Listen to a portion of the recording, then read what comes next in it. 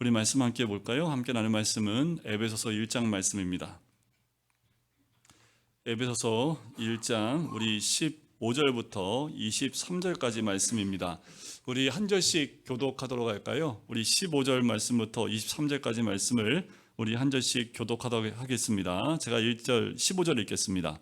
이로 말미암아 주 예수 안에서 너희 믿음과 모든 성도를 향한 사랑을 나도 듣고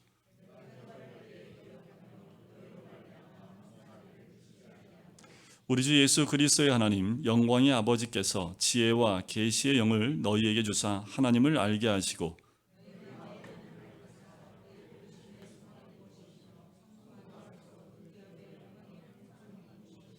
그의 힘의 위력으로 역사하심을 따라 믿는 우리에게 베푸신 능력의 지극히 크심이 어떠함을 너희로 알게 하시기를 구하노라.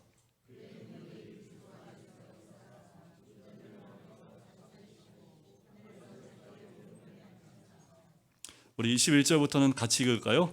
모든 통치와 권세와 능력과 주권과 이 세상뿐 아니라 오는 세상에 일컫는 모든 이름 위에 뛰어나게 하시고 또 만물을 그의 발 아래에 복종하게 하시고 그를 만물 위에 교회의 머리로 삼으셨느니라.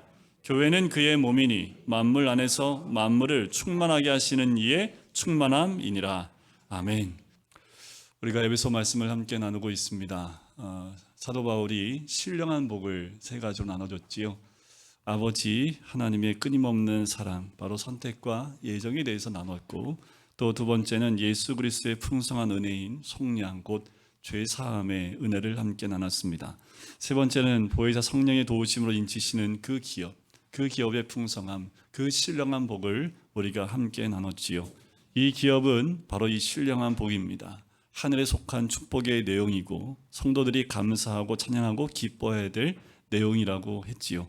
이제 이 신령한 복을 나누고 난 이후에 사도 바울은 이 에베소 성도들을 바라보면서 감사의 기도를 올려드립니다.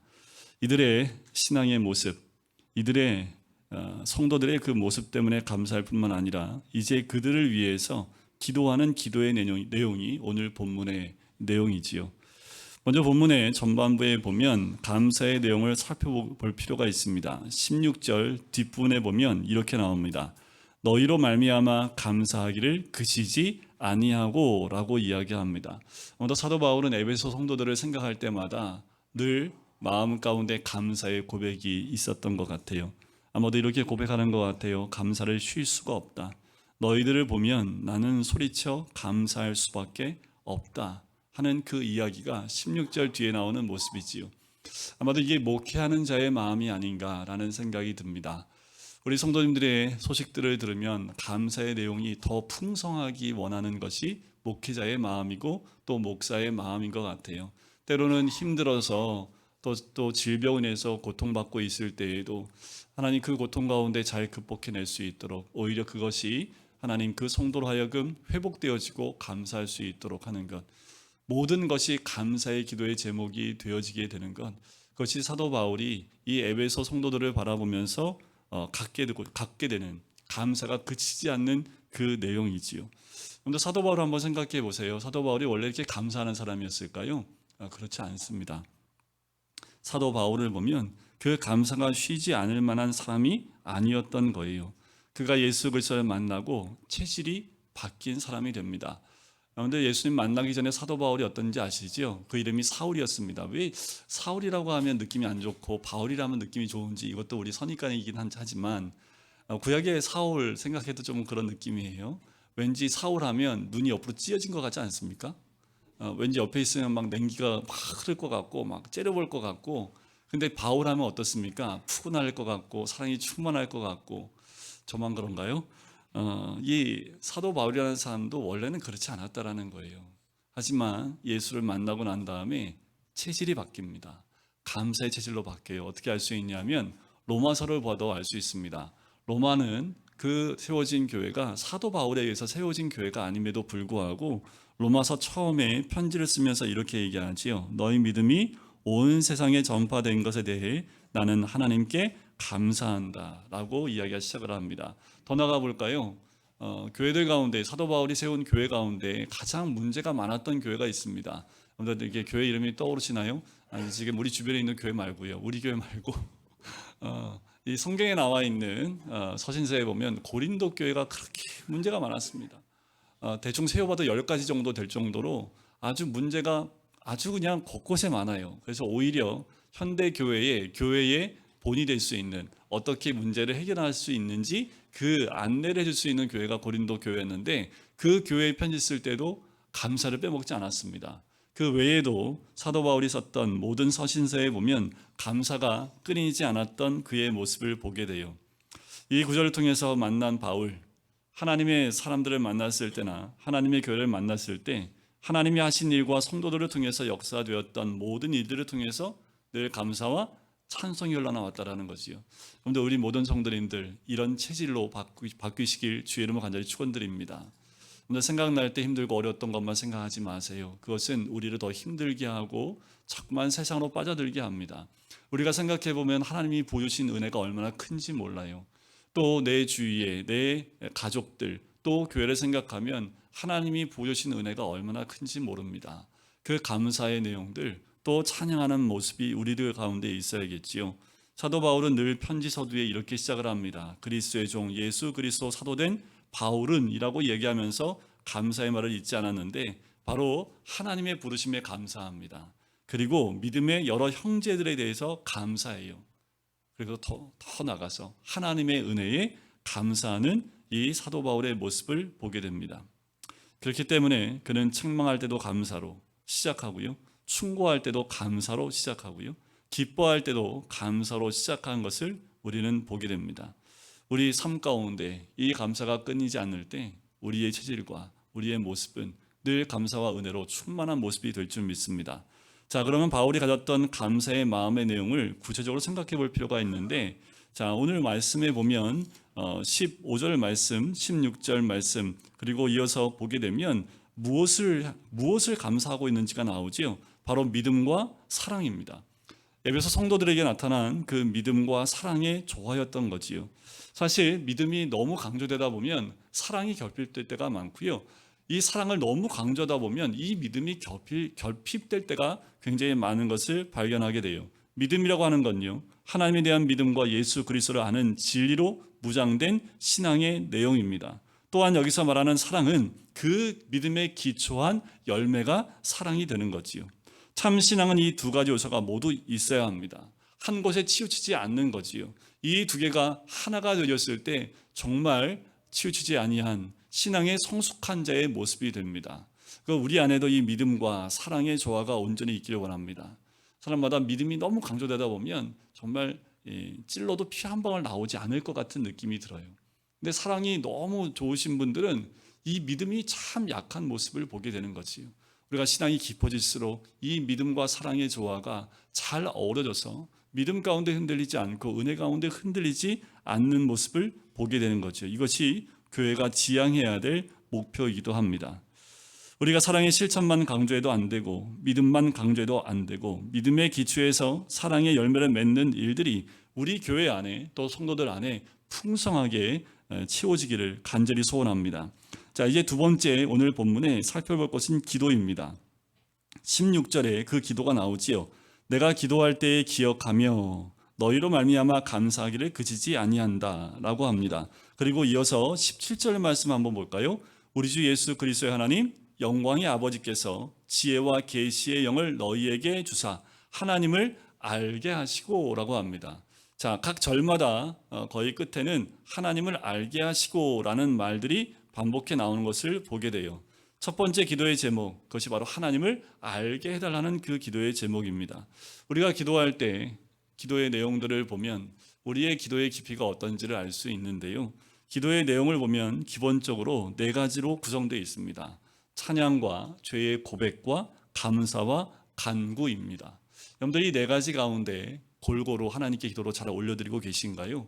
죄의 고백도 깊게 하고 계시고 감사의 내용도 한두 개가 아니라 너무 많아서 감사하다가 기도가 끝일 정도로 감사하고 계신가요? 아니면 주시옵소서 라는 말이 반복해서 많이 나오고 계십니까? 우리가 돌이켜보면, 저도 이렇게 한번 점검해 보니까요, 기도할 때 보니까 다고다고 하는 게 더 많은 것 같은 느낌이 들어요. 주시옵소서. 좀 이것 좀 채워주시옵소서. 하나님 이것 좀 허락해 주시옵소서. 주시옵소서가 왜 이렇게 많은지 모르겠습니다. 왜 그럴까요? 이런 경우는 현실 문제에 급급하기 때문에 그래요. 현실에 얽매여 있으면 문제의 노예가 되고요. 마음의 여유가 없게 됩니다. 하나님이 어떤 분이신지, 하나님의 사랑이 어떤 것인지 생각할 겨를이 전혀 나오지 않는 거지요. 그러나 본문에 나타난 사도 바울의 기도의 내용을 보면 간구는 간구지만 간구의 내용이 우리의 내용과 사뭇 다른 것을 보지요. 하나님 아버지, 사랑하는 예배소 성도들이 하나님을 아는 일에 더욱 깊어질 수 있게 도와주시옵소서. 하나님을 아는 일에 충성하도록 도와달라고, 하나님을 아는 지식이 풍성하게 해달라고 기도를 합니다. 이것이 바울의 첫 번째 기도 내용입니다. 참 우리가 하나님을 얼마나 알고 계십니까? 또 우리가 얼마나 하나님을 아는 일에 기도하고 무릎 꿇고 계십니까? 하나님을 알지 못한 채 기도해 보십시오. 그 자체가 비극입니다. 하나님을 깊이 알지 못한 채 봉사해 보십시오. 실수뿐일 수밖에 없습니다. 하나님을 알지 못한 채 열심을 내게 되면 결과가 엉뚱하게 나오는 것을 보게 돼요. 성도들 사이뿐 아니라 하나님과 인간 사이에 가장 중요한 것은 하나님을 아는 일입니다. 아는 만큼 하나님이 기뻐하시는 일, 주님의 뜻을 이뤄낼 수 있는 거지요. 일부 때는 우리 자녀들이 많았기 때문에 우리 자녀들이 부모의 마음을 안다면 아마도 부모의 마음도 흡족할 뿐만 아니라 자신의 삶도 흡족하게 되지 않을까요? 그런데 자녀들의 특징은 뭘까요? 부모의 마음을 몰라요. 저를 보니까 지금도 우리 부모님 마음을 몰라요. 그런 거 아닌 것 같아요. 아는데 외면하는 경우가 더 많지 않나라는 생각이 듭니다. 여러분들 하나님을 알아야 합니다. 우리가 하나님을 아는 만큼 하나님의 영광 위에 또 주님의 기쁨과 영광 위에 살아갈 수 있는 거지요. 그래서 이런 질문이 들어요. 하나님을 믿으십니까? 그렇다면 하나님을 알고 있습니까? 그렇다면 하나님을 안다면 얼마나 깊이 알고 있습니까? 우리 안에 있어야 될 질문이기도 합니다. 여러분들이 믿는 것 다 알지요. 여러분 이정규라는 사람을 아십니까? 저를 모르시는 분, 그럼 저를 아시는 분, 안다고도 못하고 모른다고도 못하고 저를 아는 분은 안다고 얘기해서 1대1로 만나보면 저를 아는 게 아무것도 없습니다.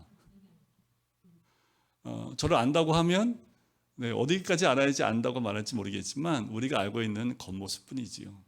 그런데 진짜 친하면요 말 안 해도 알지요. 왜 여러분들 친구들 만날 때 어렸을 때 친구 만나는 것과 사회생활할 때 만난 친구하고 격이 다르지요. 옛날 초등학교 중학교 때 함께 신앙생활했던 그 친구는 3, 40년에 만나도요 그냥 야 너 막 하면서 그때 얘기하면서 마음이 확 열립니다. 근데 사회생활에서 만났던 분들은 야 너가 안 돼요. 안녕하세요. 어떻게 지내셨나요? 하면서 경어를 붙이게 되지요. 우리가 알면 알수록 더 깊이 알면 알수록 그 관계가 더 가까워지는 거지요. 신앙생활에 있어서 가장 중요한 기도, 여러분들 하나님 당신을 알기 원합니다. 당신의 심정을 내가 알기 원합니다. 하나님 나에게 무엇을 하기 원하시는지 그 사실을 내가 알기 원합니다. 이 기도가 우리의 내용이 되어야 되겠지요. 그럼 우리가 하나님 무엇을 알아야 될까요? 좀 잠깐만 보고 넘어가도록 할 텐데요. 하나님을 안다고 하는 것은 곧 하나님의 속성을 의미합니다. 우리가 세 가지는 꼭 아셔야 합니다. 하나님의 사랑과 하나님의 공의와 하나님의 거룩성입니다. 하나님의 사랑 모를 뿐 없지요.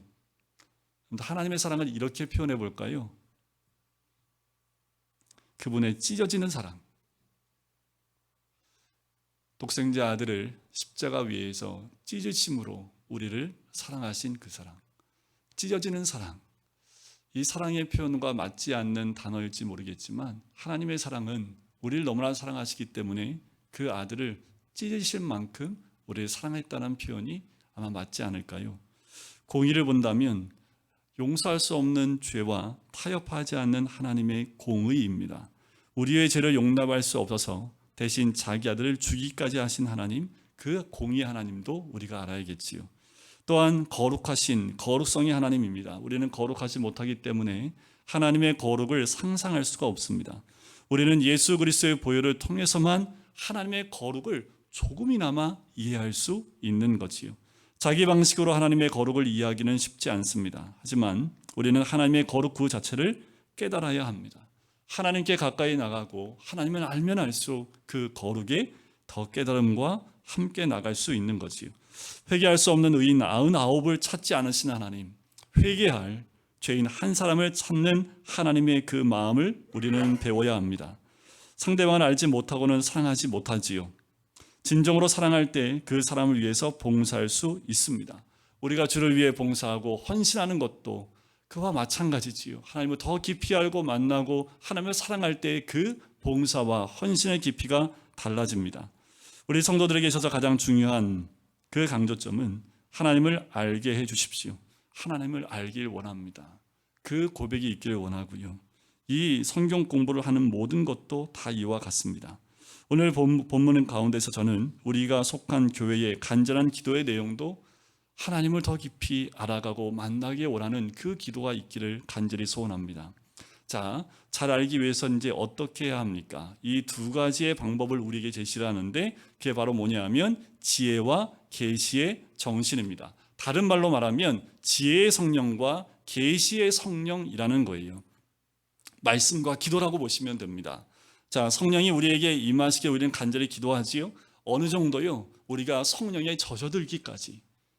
그냥 비를 잠깐 맞은 게 아니라 흠뻑 적셔 있는 것처럼 성령에 흠뻑 적셔 있는 것 같은 충만함이 우리 가운데 있어야 될 줄 믿습니다. 성령 충만을 간구할 때, 성령을 사모할 때 특별히 두 가지, 주님이여 나에게 지혜의 영을 주시옵소서, 주님이여 나에게 계시의 영을 주시옵소서 기도하셔야 합니다. 어떤 은사보다 가장 중요한 거예요. 이 지혜의 영이 없으면 말씀 안에서 주를 만날 수가 없습니다. 이 지혜는 성령의 도우심을 받아서 내가 스스로 모든 것을 깨닫는 마음, 계시는 깨닫도록 하나님께서 나에게 가르쳐 주시는 부분을 이야기합니다. 이 두 가지는 하나님을 이해하는 데 동시에 필요해요. 지혜의 마음으로 성경을 읽고 성경 속에서 하나님 뜻을 깨닫고 하나님의 마음과 하나님의 심정 속에 들어가는 일이 있어야 되는 거지요. 우리가 성경 공부를 많이 합니다. 먼저 우리가 기도할 때 지혜의 영으로 나에게 채워달라고 기도하셔야 돼요. 말씀을 배우고 말씀을 읽고 말씀을 공부할 때마다 하나님을 알아가는 그 지혜가 내 안에 충만하게 임할 수 있도록, 여러분들 같은 자리에 앉아있고 같이 성경을 읽는데 왜 성경을 깨닫는 그 깊이가 달라집니까? 우리 모두에게 성령의 충만한 가운데 말씀 한 절 한 절을 통해서 하나님을 더 깊이 만나게 해달라는 그 기도가 반드시 있어야 될 줄 믿습니다. 또한 기도를 통해서 하나님의 뜻을 전달받고 계시받는 놀라운 역사들을 초월하게 일어나가는 것, 우리는 하나님을 그럴 때 사랑하게 되는 거지요. 우리가 기도할 때 주의 뜻을 깨닫는 것, 계시의 영을 주셔서 하나님의 뜻을 깨닫게 되는 것, 그것 또한 우리 삶 가운데 굉장히 중요한 거지요. 아브라함의 기도가 응답되었던 비결 가운데 하나가 무엇이었을까요? 여러분들 창세기 18장에 보면 천사들이 아브라함에게 나올 때 아브라함이 맞이하지요. 맞이해서 어떻게 했던가요? 가장 좋은 것으로 대접을 합니다. 그리고 식탁의 교제를 하면서 이것저것 이야기를 나눠요. 그때 하나님께서 모세에게 뭐라고 말씀합니까? 내 비밀을 아브라함에게 숨길 필요가 있겠느냐라고 얘기를 해요. 근데 여기까지 가까워지셨으면 좋겠습니다. 우리 주님이 내가 할 일을 너에게 숨기겠느냐 하면서 하나님의 일들을 우리에게 다 나눠주시고 함께하는 것. 여러분, 하나님과의 관계가 깊어지면 모든 것은 단순해지고 간단해집니다. 모든 것이 쉬워지고 분명해져요. 현대의 교인들과 교회의 문제점은 뭐냐 하면 하나님과 가까워지는 일에 실패했다는 데 원인이 있습니다. 이게 비극입니다. 말씀은 더 가까이 할 수 있고요. 유튜브에는 더 하나님 말씀이 많이 선포되고 있고요.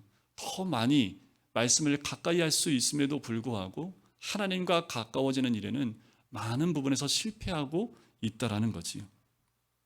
하나님과 가까워지는 것 이상 더 위대한 전략은 없습니다.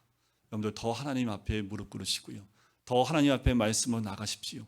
하나님과 가까워지면 가까워질수록 우리의 삶은 더 단순하고 하나님의 은혜 가운데 나가는 길이 활짝 열리게 될 줄 믿습니다.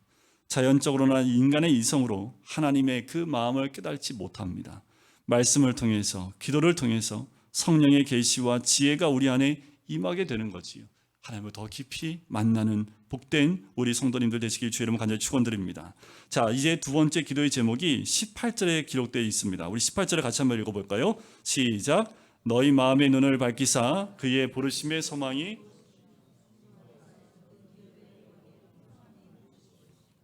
자, 바울의 기도는요, 주님이요, 뭘 밝혀달라고요? 그 말은 지금 밝단 얘기예요, 어둡단 얘기예요? 어둡다는 얘기잖아요. 그러니까 우리의 마음의 눈을 밝혀주십시오 라고 이야기합니다. 왜 어두울까요? 우리의 눈을 어둡게 하는 것이 무엇입니까? 물질로 인해서, 세상으로 인해서, 내 욕심으로 인해서 우리의 영적인 미혹된 상태에 있어서 우리의 눈이 어둡지는 않으십니까? 주여 내 눈을 밝혀주셔서 이제 세 가지를 보게 해주십시오 라고 기도할 필요가 있는 거지요. 사도 바울은 이 세 가지를 이야기합니다. 첫 번째는 부르심의 소망이지요. 소명의 문제입니다. 기업의 영광의 풍성함입니다. 영적 기업에 대한 기도입니다. 하나님의 예쁘시는 능력의 크심을 알게 하소서. 바로 하나님의 능력에 관한 문제를 보게 해달라는 거예요. 이 세 가지를 바로 깨닫게 해주십시오. 바로 보게 해주십시오. 이것만이 나의 간절한 기도입니다. 이것만이 내가 저들을 축복해 줄 수 있는 축복의 기도입니다 하며 충복기도하고 있는 거예요. 이 세 가지를 가만히 보면서 그래요, 이 세 가지만 내 안에 확신하고 있다면 우리의 믿음에 어떠한 고난이 와도 흔들리지 않고요, 세상에 내 마음도 빼앗기지 않고요, 세상에 굴복하지도 않겠다라는 그 마음과 소망이 생깁니다. 첫 번째가 뭐라고요? 소명을 생각해 볼까요? 바울의 경우는요, 그의 부르심의 은총을 깨달았던 사람입니다. 자, 보세요. 부르심을 받은 후에 그의 생애가 변했지요. 자, 사도 바울은 예수 그리스도를 다메섹 도상에서 만나자마자 사도 바울은 바로 이 소명을 받습니다. 너는 이방인을 위해서 택한 나의 그릇이다 라고 얘기하지요. 예수님을 만나는 그 순간 소명을 받았습니다. 저도 한번 생각해 봤어요. 제가 예수님을 만나고 난 다음에 언제 소명을 받았나 했더니 이렇게 따져봤더니요, 한 1년 좀 더 지나고 난 다음에 소명을 받은 것 같아요. 근데 어떤 분들은 정말 사도 바울처럼요, 예수를 딱 만나자마자 그 소명이 바로 임하는 사람도 있습니다. 그랬더니 바로 짐 싸들고 산으로 올라가라는 말씀이 아니라 신대원으로 가자고 말씀드리는 게 아니에요. 소명하면 우리 모두 다 주의 종이 되어야 된다라는 착각을 하고 있는데, 그거는 뭐 70년 전에 그럴 수 있는데 지금 그 부르심은 꼭 목회자의 부르심만이 아니라는 거지요. 자, 이 부르심은 콜링이라고 보통 얘기를 합니다. 자, 그리스도인들에게 이 세상을 살아가는 의미와 분명한 소명을 주시는 거지요. 이 땅에 태어난 이유가 다 있다라는 거예요. 이 땅에 실수로 하나님 보내신 사람은 단 한 명도 없습니다. 이 땅에 태어난 의미가 있고 이 땅에서 살아가야 될 분명한 소명이 있다라는 거예요. 단 한 사람도 이 땅에 살아갈 때 이 부르심과 소명이 없는 사람은 단 한 명도 없다라는 거지요. 자, 우리는 어디서 부르심을 받았습니까? 근데 가장 중요한 것이요, 뭐냐 하면 하나님은 우리를 부르셨고, 중요한 것은 우리가 일하는 그 직장을 통해서 우리를 부르시고겠다라는 거예요. 자, 이게 굉장히 중요합니다. 여러분들, 그 소명 가운데 때로는 저처럼 목회자로 부르신 사람들은 하고 있는 일을 내려놓고 목회자로 갈 수도 있습니다. 하지만 제일 중요한 건 내가 있는 그 자리가 주님이 부르신 자리라는 거예요. 내가 일하고 있는 그 자리가 바로 주님이 나를 부르신 자리라는 거예요. 이게 너무나 안타까운 것은 이 부르심에 대한 아무것도 없는 사람은 내가 일하는 것에 애착도 없고요, 하나님이 나를 이곳에 왜 부르셨나? 내가 이걸 왜 해야 되나? 왜 저 사람들하고 싸워야 되나? 내가 이 사람들하고 왜 스트레스를 받나? 하고 사표 쓰고 그냥 바로 나와버리지요. 그런데 부르심을 깨달은 사람은 그 환경에 의해서 바뀌지 않습니다. 하나님이 나로 하여금 그 일을 시키시는 이유, 그 일로 부르신 이유가 무엇인지를 깨닫게 되면 그 안에서 주의 부르심을 세워나갈 수 있다는 거예요. 자, 여러분, 의사로 부르는 사람은 의사로, 교수는 교수로, 사업하는 사람은 사업하는 사람으로 하나님께서 직업을 통해서 자신을 부르신다는 확신이 무엇보다 중요합니다. 자신의 직업을 통해서 하나님을 섬기셔야 합니다. 그 부르심에 응답하는 삶이 바로 우리가 그 부르심, 소명에 함께 나가는 그 모습이 되는 거지요. 어떤 분은 가정에서 부르심 받는 분도 계세요. 뭐 여기 계신지 모르겠지만 계신 분도 계세요. 지금까지 그 부르심에 계속 살고 계신 분도 계시지요. 시집 갔더니 시댁 식구가 아무도 안 믿어요. 믿는 사람은 나 하나예요. 그래서 그 가정을 위해서 10년, 20년 지금까지 기도하시는 분들, 무슨 말씀 하나 붙들고 기도합니까? 주 예수를 믿으라. 그러면 너와 내 집이 구원을 얻으리라. 이 말씀 하나 붙들고 10년, 20년 그 가정에서 구원을 이루기 위해서 부르심 받은 사람도 있지요. 여러분, 우리는 이 교회에 부르심 받은 사람들인 줄 믿습니다. 저는 그래서 교회에 오신 분들 가운데 그냥 오신 분은 단 한 명도 없습니다. 제가 이 교회에 온 것도요, 그냥 온 게 아닙니다. 여러분들, 제가 가끔 이제 성경 공부할 때 나누긴 하거든요. 제가 어떻게 왔는지. 참 오묘하신 하나님의 인도하심입니다. 제가 이 교회 오기 위해서 떨어진 교회가 한두 교회가 아닙니다. 거의 99% 이제 가기만 하면 되는데 그게 딱 틀어지는데 정말 아주 사소한 요 하나로 교회가 마지막에서 탁 틀어지더라고요. 그래서 이건 뭐지? 실망은 참 많이 했지만 이게 도대체 뭐지? 라는 생각을 갖고 그 시간들을 보냈던, 그래서 제가 금광교회 오기까지 하나님의 인도하심과 또 하나님이 어떻게 하셨는지 그 모든 것들, 그 부르심이 얼마나 큰지는 저는 압니다. 여러분, 우리 교회에 오신 성도님들 그냥 오신 분들은 다 한 명도 없습니다.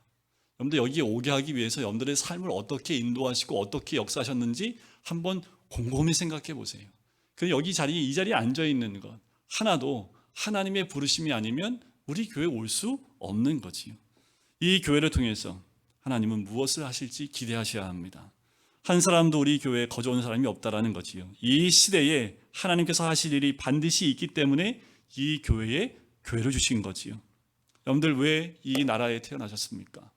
우리 청년들 헬조선 뭐 이런 험악한 말들을 많이 쏟아내는데 그건 주님의 부르심을 몰라서 그래요.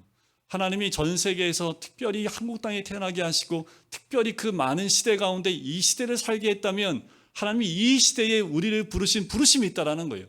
역사적 사명을 가지고 태어나셨잖아요.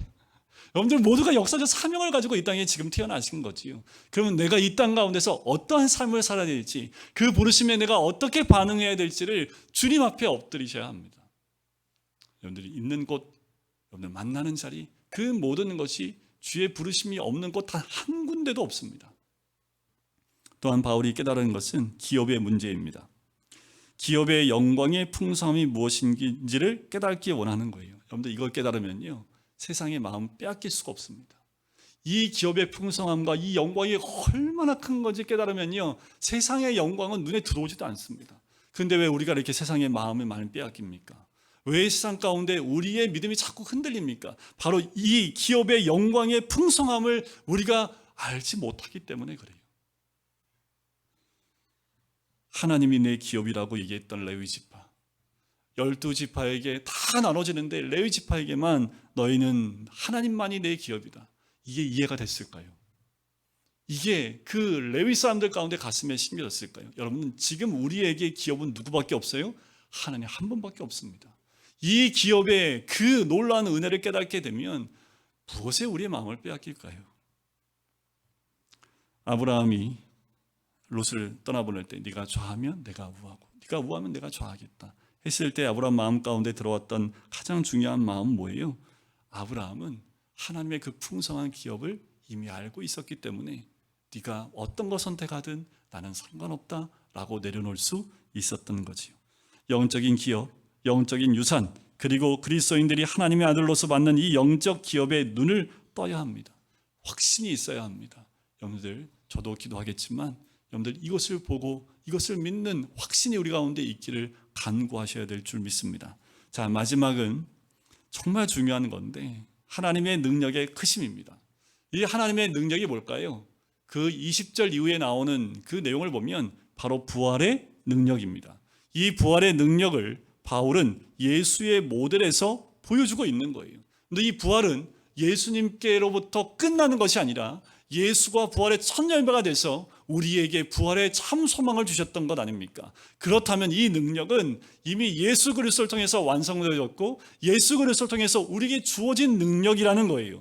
여러분들 보세요. 그 능력이 얼마나 큰지 여러분들 보시면 21절에 모든 통치와 권세와 능력과 주권과 이 세상뿐 아니라 오는 세상에 일컫는 모든 이름 위에 뛰어나게 하시고 또 만물을 그의 발 아래 복종하게 하시고 그를 만물 위에 교회의 머리로 삼으셨느니라. 부활의 그 주님을 이런 권능과 권세로 하나님이 세우신 놀라운 은혜. 그런데 이 부활의 능력은 이제 우리가 그 크신 능력 가운데, 우리가 그 능력의 크심 가운데 우리가 얻게 될 그 놀라운 은혜인 줄 믿습니다. 세상의 믿음 때문에 받는 고난, 억울함, 매맞음, 손해보는 것, 어쩌면 우리는 세상에 손해보라고 태어난 건지도 모르겠습니다. 왜요? 우리에게는 뭐가 있기 때문에요? 부활의 능력과 하나님 베푸신 능력의 그 크심을 이미 알기 때문에 사망아 너의 이기는 것이 어디 있느냐, 사망아 너의 쏘는 것이 어디 있느냐, 사망이 우리를 더 이상 덮지 못합니다. 세상은 더 이상 우리를 어찌할 수 없는 하나님의 그 크신 능력과 권능이 우리 가운데 임했기 때문이지요. 부활은 죽음을 초월하지요. 부활신앙은 현재의 고난을 초월합니다. 부활신앙은 내가 억울하고 이해 못 받고 손해보는 것들을 극복하게 하는 거예요. 우리 예수 믿는 사람들은 쉽게 말하면 세상에서 손해보도록 부르심받은 자들, 그래서 세상 가운데 어려움 당해도 웃고 있고 또 하나님의 능력에 늘 감사할 수 있는 감사의 능력자가 될 수 있는 것, 바로 하나님의 베푸신 크신 능력이 우리 가운데 있기 때문입니다. 그 열매가 예수 그리스도 통해서 이미 우리에게 보여주셨기 때문에 우리가 예수를 더 깊이 만나고 묵상하면 묵상할수록 그 놀라운 크신 능력이 우리 가운데 채워지고 우리가 바라봐야 될 능력인 줄 믿습니다. 하늘의 영광을 보지 못하면 우리 하는 모든 일이 피곤합니다. 우리가 하나님 일을 할 때나 전도할 때나 교회 섬길 때 혹은 직장에서 일할 때, 가정에서 일할 때 이 하나님의 영광을 보지 못하면 피곤해서 일을 할 수 없어요. 속상해서 못합니다. 힘들어서 못해요. 그 영광이 너무도 강하게 우리를 사로잡고 있기 때문에 일할 수 있는 거예요. 우리가 이 영광 가운데 있기를 원합니다. 이것을 바라보며 이 소망 가운데 있기를 소원합니다. 그래서 사도 바울이 이 기도를 중보기도를 했던 거예요. 저도 또한 우리 모든 성도님들이 이 세 가지 가운데 충만한 은혜가 있기를 간절히 소원합니다. 그래서 우리의 소망이 주께 있음을 늘 고백하며 이 땅 가운데 매여 있는 삶이 아니라 주님 안에 참 소망과 또 하나님의 크신 능력과 그리고 그 기업을 바라보며 오늘도 이 세상 가운데 믿음의 사람으로 우뚝 서시는 우리 모든 성도님 되시기를 주님의 이름으로 간절히 축원드립니다.